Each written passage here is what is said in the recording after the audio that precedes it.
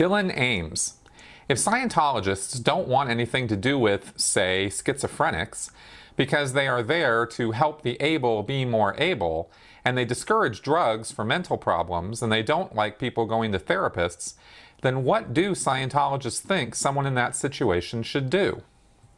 Well, this is an interesting question. Of course, schizophrenia is a very, as I understand it, a pretty open word. It doesn't really specifically mean something precise when it comes to mental health diagnoses and treatment. So it can be, this is a little bit of a broad question, but as I understand it, let's just say somebody comes in who has actual mental issues. Let's put it that way, right? They got a real problem.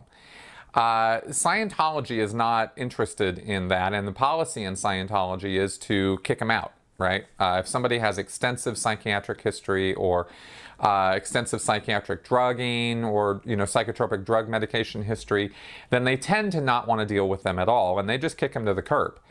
Now, the other thing is if they are going to take them, if they deem that the person's not a security risk or threat of some kind, and they're not currently actively on psychotropic medications, then Scientology might offer auditing to the person. The policies on how Scientology has dealt with people who have psychiatric histories has changed over the years. And as far as I understand, the most recent version of those policies state that it's up to the Office of Special Affairs to decide if the person coming in is a security risk of some kind. And if he's not, then they'll accept the person for auditing, right? I need to get the exact issue. I had it in my hands at one point and then I lost it, so I'm trying to get another copy of that so we can talk about that in more detail. So, kind of a coin toss as to what's going to happen with the person. If the person's non sequitur, can't run sentences together, is going in and out of it, that sort of thing, then they're probably not going to be so interested in trying to help this person because of that whole able, helping the able become more able mantra.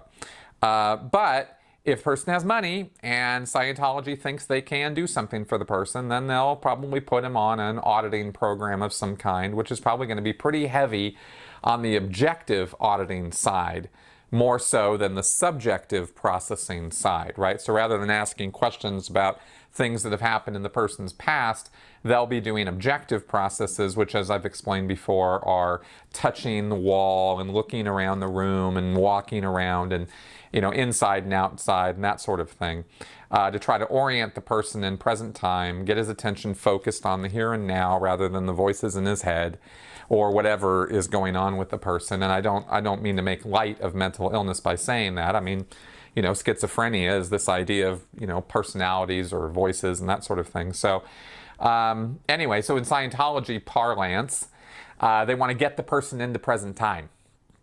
And they're going to use objective processing to do that. And they've got hundreds of processes of an objective nature to try to accomplish that. So that's probably the easiest and most simple answer. But as far as, the other side of that goes, as far as kicking people out, they just kind of, it's not that the Scientologists don't care about the person, they just feel like they can't do anything for the guy. And, we used to talk about this when I was in the church, and in fact, there were even some people who were in Scientology who saw the fact that, mental health institutions or psychiatric institutions served a function. They serve a purpose. And if Scientology is just trying to destroy psychiatry and destroy all those mental hospitals, where are those people going to go? Sometimes we would talk about that and be like, yeah, we don't know. There are a few Hubbard advices about setting up mental health institutions rather than using electric shock or brain surgery or the kind of things that were being done in the 50s, which is what Hubbard was down on, right? Transorbital leucotomies, electric shock, lobotomies, that sort of thing. He railed against those practices, and I can see why. I'm not particularly into any of that either. He said where Hubbard did bother to address this, he talked in a couple places about setting up rest home type situations where you'd have a place where mentally ill people could sort of roam the grounds, be free to just sort of, in a safe place where they were going to be watched, I mean, it's not like just let them, nomad around the place without supervision. He kind of described a situation where you would supervise people, but you wouldn't be holding them down, forcing them to do things, giving them, Hubbard was into vitamins, so, giving them a vitamin regimen and trying to basically give them a safe space where they could be and they could chill, and maybe through that come to some kind of, reorientation where they could regain some degree of sanity or something. Now, maybe that would work for some people, and maybe that's a total fantasy that it would work for others. And obviously, if a person was psychotically or violently insane, then you wouldn't let them just roam around the grounds or something. I mean, it's not a black and white thing. So, of course, nobody's ever done anything like that.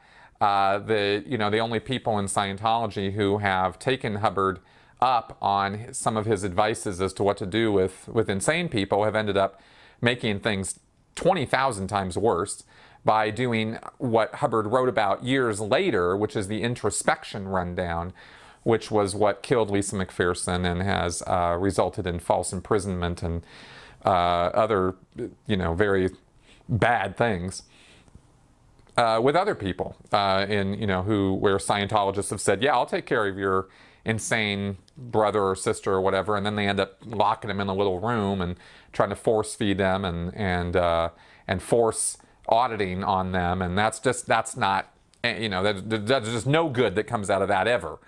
So that's kind of where it's at, you know what I mean? And that's the answer to the question.